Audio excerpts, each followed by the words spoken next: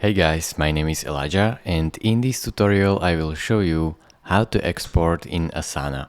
So this is very simple and straightforward, just follow my steps. First, scroll down until you see your project section and pick a project that you want to export. So in my case it will be this project, so I will click on it.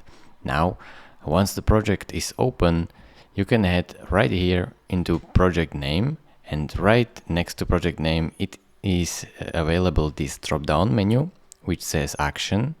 Click on it and now you should see sync/export right here. Go to the right and here you have all the sync options and all the export options. So project task as CSV, you can export also JSON or print it. So choose which one you like, click on it, then pick one of these options and click export CSV. Now name your document and press save. Thank you for watching. If this video was helpful to you, consider subscribing and liking this video, and I will see you in the next tutorial. Bye bye.